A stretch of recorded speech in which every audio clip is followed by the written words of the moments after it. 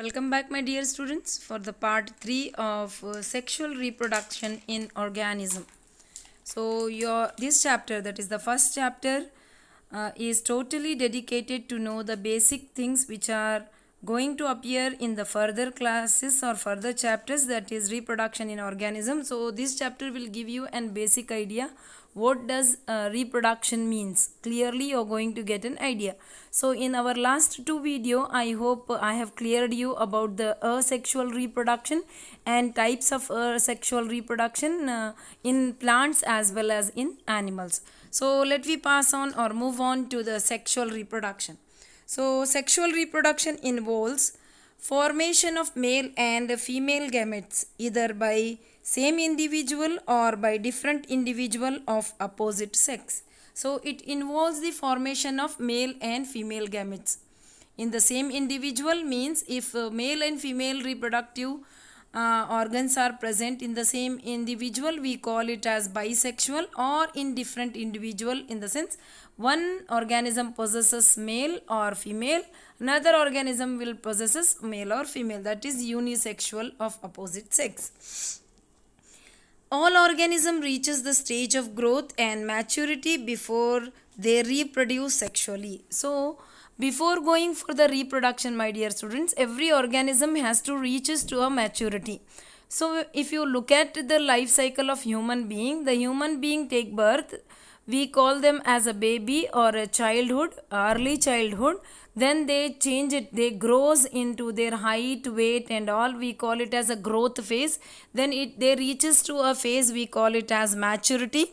After maturity they grow older and at the end they are going to die off.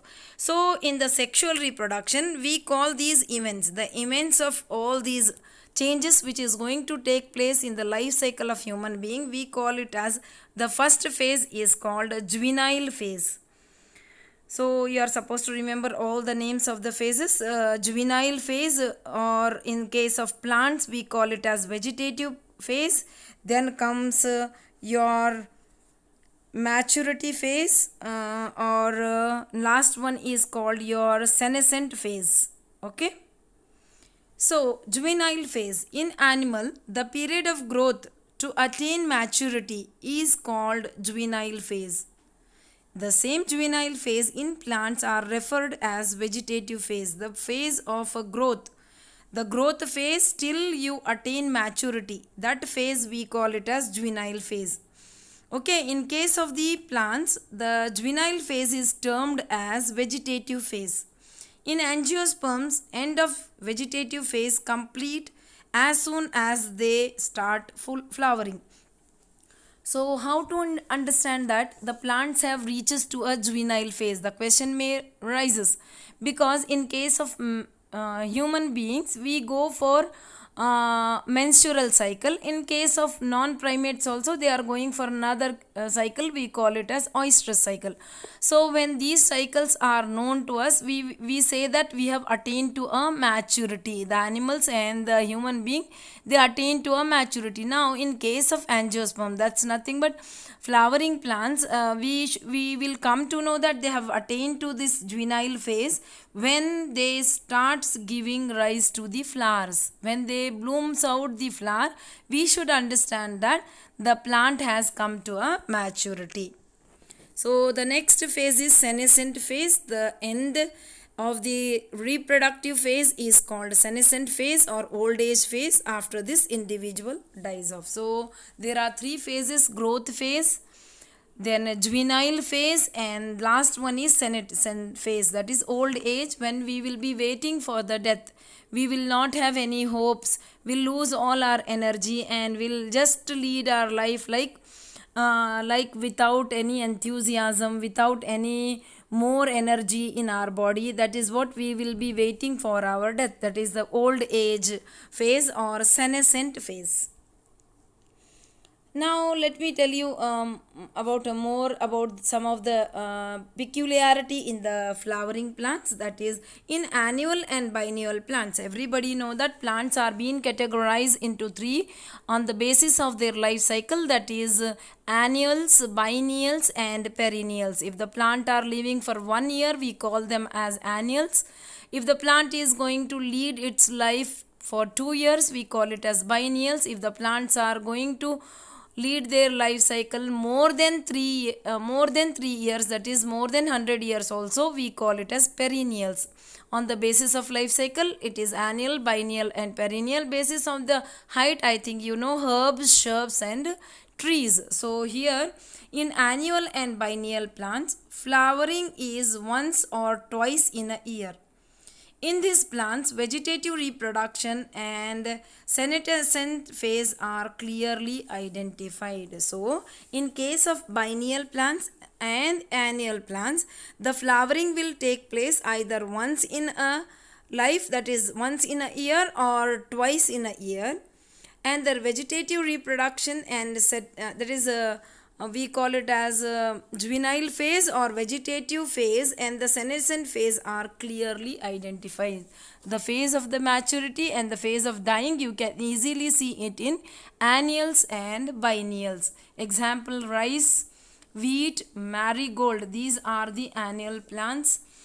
In some plants, flowering occurs several times in a particular season. You might have seen in case of roses, in case of the flowering plants, they give the flower many times in their life cycle. So in some plants, flowering occur only once in their lifetime. After that, the plant dies off. See the peculiarity you are going to see. In some plants, flowering occurs several times in a particular season. There will be a particular season, on that they will give rise to many times the flowers, the jasmine or mogra, or you can say roses, etc. And in some plants, the flowering occurs once in a lifetime. Only once they'll give a rise to a flower, then the plant will dies off. So these are the peculiar things you should know, and it will come for 1 mark. Example like bamboo flower after 50 to 100 years. The bamboo flower, the bamboo plant, which is a perennial plant which will lead its life more than 100 years. So the flowering time, in the sense, it will give the flowers once in its lifetime. That is, it may give the flower after 50 years or 100 years, then the plant dies off. Another plant, the name of the plant is Strobilanthes kuntiana or Neelakuranji. Neelakuranji or Strobilanthes kuntiana, it flowers once in a 12 years. After each 12 year, it is going to give you a flower, that is Neelakuranji or Strobilanthes kuntiana. Both the things are very important for 1 mark question. So do remember, the plant which flowers once in a lifetime is bamboo. The plant which can flower after once in a 12 years is Neelakuranji or Strobilanthes kuntiana. Now coming to the reproductive cycle in animals. So reproduction in animals is seasonal. Like reproduction in some animals is seasonal. Only in season they reproduce. Like birds lay eggs only in specific season. And the placenta of these animals exhibit reproductive cycle that leads to change in the ovaries and hormonal level. So reproduction in animals, the seasonal breeders, we call them as seasonal breeders, the animals which can reproduce in a particular season, like birds. Okay, especially like birds, they lay the eggs, they go for the reproduction in a specific season. So we call them as seasonal breeders. And some of the animals, they breed continuously, so we call them as continuous breeders. Like us, human beings are said to be the continuous breeder. They do not require any season to go for reproduction. So coming to the 2 types of cycle, that is oestrus cycle and menstrual cycle. As I said you, there is a placental, the animals which possesses placenta in their body. The female organism which possesses a placenta in their reproductive structure or reproductive organism which are having the placenta, there will be a change in their ovaries, and there will be a change in the hormonal level which is present inside the body, that leads to 2 types of cycle, that is oestrus cycle and menstrual cycle. So in the exam they will ask you differentiate between oestrus cycle and menstrual cycle with examples.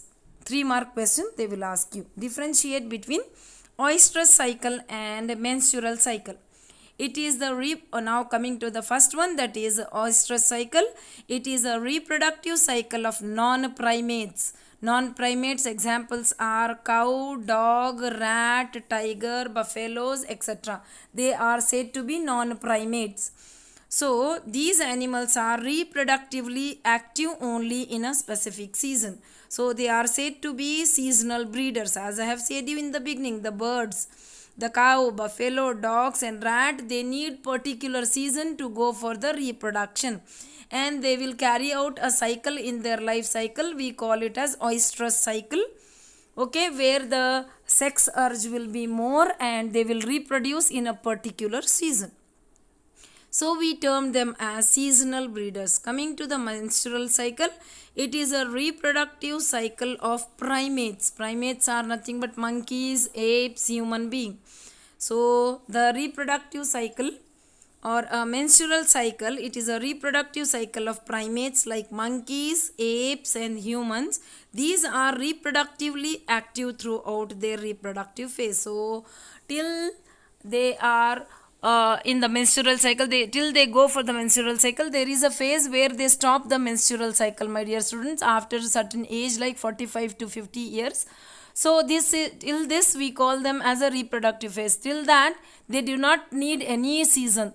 They will be active in any season. They are active throughout their life till they will have their reproductive cycle or menstrual cycle. Hence they are termed as continuous breeders. So they are termed as continuous breeders. So my dear students, the part 3 I'll wind up here itself. Next we will continue with events in sexual reproduction in part 4. Part 3 I'll be winding up now itself. So with the oestrus cycle and menstrual cycle, so part 3 will wind up. Part 4 I'll be continuing with events of sexual reproduction.